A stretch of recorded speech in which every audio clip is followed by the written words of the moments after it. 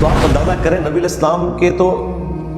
معجزات، آپ علیہ السلام کی پرسنالٹی کی جو ایکسٹرا آرڈنری خوبیاں انبلیویبل ہیں۔ بخاری اور مسلم دونوں میں حدیث موجود ہے، حضرت جابر بن عبداللہ کہتے ہیں کہ صلح حدیبیہ کے موقع کے اوپر پانی ختم ہو گیا، بمشکل ساروں سے جمع کر کے ایک پیالہ اکٹھا کیا ہم نے، اور نبی صلی اللہ علیہ وآلہ وسلم نے اپنا مبارک ہاتھ اس پیالے میں ڈالا اور اس میں سے پانی کے چشمے نکلنے شروع ہو گئے۔ یہ حضرت موسیٰ علیہ السلام سے بڑا معجزہ ہے۔ موسیٰ علیہ السلام نے لاٹھی ماری تھی پتھر پہ، پتھر سے پانی نکل آتا ہے بھائی، گوشت میں سے پانی نہیں نکلتا، یہ بڑا معجزہ ہے۔ تو وہ تابعین پوچھتے ہیں کہ جابر بن عبداللہ آپ کتنے لوگ تھے جنہوں نے ایک پیالے سے جس میں سے چشمے رواں تھے پیا؟ تو وہ فرماتے ہیں کہ اللہ کی قسم اگر ہم 1,00,000 بھی ہوتے نا وہ پانی زیادہ تھا، البتہ اس وقت ہم 1500 تھے، 1,500 بندہ، 1,500 بندہ، اور وہ کہتے ہیں 1,500 لوگوں نے ایک پیالے سے پانی پیا، پانی مشکیزوں میں اسٹور بھی کیا، اپنے جانوروں کو بھی پلایا، اور نبی علیہ السلام کی مبارک انگلیوں سے مسلسل پانی کے چشمے جاری ہیں۔ لہذا نبی علیہ السلام کے ہاتھ مبارک ہمارے ہاتھوں کی طرح نہیں تھے، یہ ذہن میں رکھیے گا، بلکہ وہ صحیح مسلم میں ایک حدیث ہے کہ ایک اور سفر میں اسی طریقے سے راشن کم پڑ گیا تو حضرت عمر نے کھانا پانی ایک دسترخوان میں تھوڑا سا جمع کیا اور کہا یا رسول اللہ آپ برکت کے لیے دعا فرمائیں۔ آپ علیہ السلام نے برکت کی دعا کی تو وہ ہزاروں لوگوں کو کفایت کر گیا۔ یہ جتنے معجزات ہیں ان میں آپ کو ہمیشہ یہ ملے گا کہ تھوڑا سا پانی تھا اور وہ ہزاروں کو کفایت کر گیا۔ کریشن ایکس نہیلو کبھی نہیں ہوگی،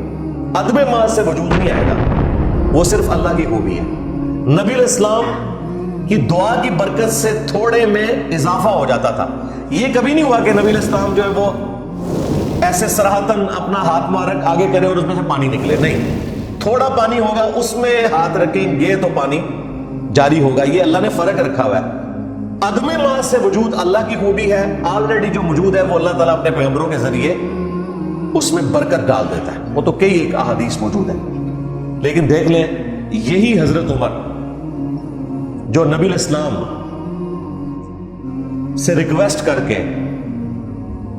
دعا کروا رہے ہیں اور برکت سے پانی اور کھانا کفایت کر رہے ہیں، کبھی رسول اللہ کی قبر پہ جا کے اس قسم کی انہوں نے کوئی ریکویسٹ نہیں کی۔ اس کے الٹ ملتا ہے صحیح بخاری میں 1010 نمبر حدیث 1010، حضرت عمر فاروق رضی اللہ تعالیٰ عنہ کے دور میں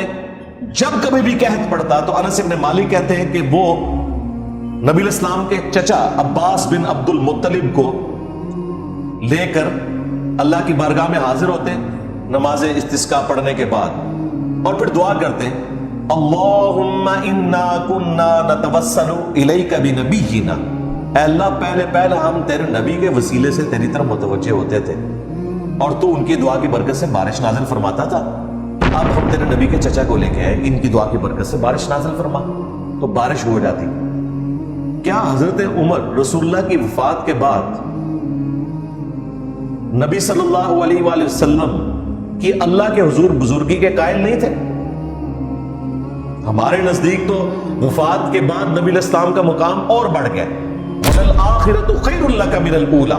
اے نبی تمہارا ہر آنے والا لمحہ گزرے ہوئے سے بہتر ہے۔ آج کی ڈیٹ میں جو نبی علیہ السلام کی حیات النبی والی زندگی ہے قبر مبارک میں، برزخی آخرت کی زندگی، وہ اس زندگی سے افضل ہے جو آپ دنیا میں گزار کے گئے ہیں، اور قیامت کے دن کی زندگی اس زندگی سے افضل ہوگی، اور جنت کی زندگی قیامت کے دن کی زندگی سے افضل ہوگی۔ آپ کے تو مراتب دن بدن بڑھتے جا رہے ہیں۔ آپ صلی اللہ علیہ وآلہ وسلم کے مرتبے کو اللہ تعالیٰ نے دن بدن عروج ہی دیا ہے، لیکن صحابہ کرام کو پتا تھا کہ اب ہماری نبی علیہ السلام کے ساتھ اس طرح کی کمیونیکیشن نہیں ہو سکتی، آپ اللہ کی جنتوں میں، ہمارا درود و سلام آپ تک پہنچتا ہے، بخاری مسلم دونوں میں حدیث ہے، جب تم پڑھو گے السلام علیک ایھا النبی ورحمۃ اللہ وبرکاتہ، السلام علینا وعلی عباد اللہ الصالحین، تو زمین و آسمان میں ہر نیک بندے تک تمہارا سلام پہنچ جائے گا۔ ہم یہاں جب پڑھتے ہیں نا السلام علیک ایھا النبی، تو ہمارا سلام ہمارے نبی تک پہنچ رہا ہے، یہ ہم کو سٹوری نہیں ہے، یہ جو دیوبندیوں نے اور وہابی اہل حدیثوں نے مشہور کر دیا یہ شب معراج کی گفتگو ہے، جھوٹ۔ یہ نبی صلی اللہ علیہ وآلہ وسلم نے صحیح بخاری اور مسلم میں خود تشہد قرآن کی صورتوں کی طرح تعلیم فرمایا۔ ابن عباس کہتے ہیں اور ابن مسعود کہتے ہیں میرا تو ہاتھ دونوں ہاتھوں میں لے کے نبی علیہ السلام نے مجھے سکھایا تھا، التحیات للہ والصلوات والطیبات، السلام علیک ایھا النبی ورحمۃ اللہ وبرکاتہ۔ تو یہ کوئی سٹوری نہیں ہے، یہ ہم واقعی پڑھتے ہیں۔ السلام علیک یا نبی اللہ اور السلام علیک ایھا النبی یہ ایک ہی سیغے ہیں۔ ہم یا رسول اللہ کے قائل ہیں، لبیک یا رسول اللہ بھی کہے، یہ ہمارا عقیدہ ہے۔ ہماری تو نماز ہی مکمل نہیں ہوتی جب تک ہم السلام علیک ایھا النبی یا السلام علیک یا نبی اللہ نہ پڑھ لیں۔ یہ ہمارے ایمان کا حصہ ہے، ہماری نماز کا حصہ ہے۔ قبر رسول میں تو الگ سے ایک پروٹوکول ہے نا، 4 کتابوں میں ہے، الموطا امام مالک میں، فضل الصلاۃ علی النبی میں، المصنف ابن ابی شیبہ میں اور سنن کبری البیہقی میں، کہ عبداللہ ابن عمر رضی اللہ تعالیٰ عنہما جب کبھی بھی مدینہ شریف سے سفر کے لیے نکلتے یا مدینہ شریف واپس آتے تو مسجد نبوی میں 2 نفل ادا کرتے، اس کے بعد قبر رسول پر آ کر عرض کرتے السلام علیک یا رسول اللہ۔ پھر حضرت ابوبکر کی قبر پہ السلام علیک یا ابا بکر، اور پھر حضرت عمر کی قبر پہ السلام علیک یا عمر، اور ایک روایت میں السلام علیک یا ابدا، اے میرے باپ آپ پر سلام ہو۔ تو یا رسول اللہ کے ہم قائل ہیں، الحمدللہ ہم ہی تو قائل ہیں۔ یہ کہنا کہ یہ یا رسول اللہ سے چڑھتے ہیں، استغفر اللہ، ہم جس دن چڑھے کہ ہمیں گمان بھی ہے تو ہم اپنے آپ کو مسلمان بھی تصور نہ کریں، خود بخود ڈاکٹر بنا کے ہماری طرف تھوپنا شروع کر دیتے ہیں۔ ہمیں یہ اختلاف ہے کہ جو صحابہ کرام علیہم رضوان اپنی مبارک آنکھوں سے نبی علیہ السلام کے معجزات دیکھ چکے تھے، وہ قبر رسول پہ جا کے آپ سے نہیں مانگتے تھے، بلکہ نبی علیہ السلام کی وفات کے بعد ان کے چچا سے دعا کروا رہے ہیں۔ حضرت عمر انا کنا نتوسل الیک بنبینا، اور سیدنا عمر امت کو عقیدہ بتا رہے ہیں کہ صحیح وسیلہ شخصی یہ ہے کہ جو شخص دنیا میں موجود ہے اس سے جا کر دعا کروانا، لیکن یہ کہتے نہیں قبر سے جا کے مانگو۔ ایک طرف کہتے ہیں جی ہم بھی آخرت کی زندگی مانتے ہیں، لیکن دوسری طرف انہوں نے وہ جعلی واقعہ شیخ احمد رفاعی کا مشہور کیا ہوا ہے، جو شیخ زکریا کاندھلوی دیوبندی تبلیغی جماعت والے نے بھی لکھا فضائل حج میں، اور بابا جانی نے فضائل سنت میں، اور مفتی تقی عثمانی صاحب نے درس حدیث میں وہ واقعہ سنایا ہوا ہے۔ مورخین نے لکھا ہے کہ جو ہی یہ شعر پڑھے تو روضہ اقدس میں سے نبی کریم سرور دو عالم صلی اللہ علیہ وسلم کا دست مبارک ظاہر ہوا، اور ہزاروں انسانوں نے یہ نظارہ کیا کہ دست مبارک ظاہر ہوا۔ احمد کبیر رفاعی رحمۃ اللہ علیہ نے دست مبارک کو بوسہ دیا اور دست مبارک پھر واپس کیا۔ اتنا عظیم الشان واقعہ ان کے ساتھ پیش آیا، اور یہ مورخین نے متعدد تاریخوں میں لکھا ہے، اور لکھا ہے کہ ہزارہ افراد کی موجودگی میں یہ واقعہ۔ درس حدیث کا اس واقعے سے کیا لینا دینا کہ جی 555 ہجری میں نبی علیہ السلام کی وفات کے 500 سال بعد جب شیخ احمد رفاعی جو ہے وہ قبر رسول پہ حاضر ہوئے اور سلام عرض کیا اور نعت اشعار پڑھے، تو نبی علیہ السلام سے انہوں نے ریکویسٹ کی کہ اپنا ہاتھ مبارک باہر نکالیں۔ کہتے ہیں 90,000 لوگوں کی موجودگی میں حضور کا ہاتھ نکلا باہر، اور شیخ احمد رفاعی نے بوسہ دیا، اور ان 90,000 لوگوں میں شیخ عبد القادر جیلانی کا نام بھی ذکر کیا جاتا ہے، اور بھی ٹھوک دیتا۔ میں نے کہا بڑی بدبختی ہے، عبد القادر جیلانی نے تو ہاتھ نہیں چوما، اس میں لکھا ہے صرف شیخ احمد رفاعی نے چوما، مرید نے چوم لیا، اس کا پیر عبد القادر جیلانی وہاں ہے وہ نہیں چوم سکا۔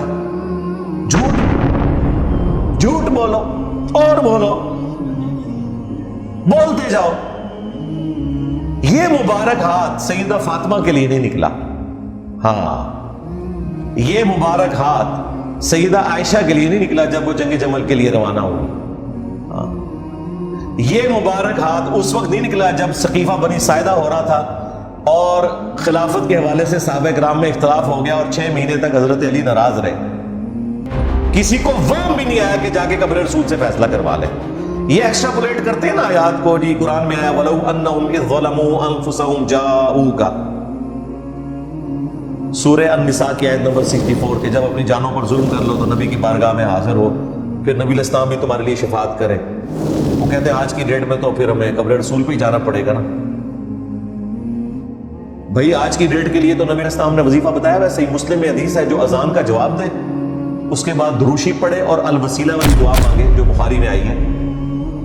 تو میری شفاعت اس کے لیے حلال ہو جائے گی, کوئی خرچہ کرنے کی ضرورت نہیں. ویسے تو جانا ایک سعادت ہے, قبر رسول کی حاضری اس پلانٹ ارتھ کی نفلی عبادات میں ٹاپ کے اوپر عبادت ہے.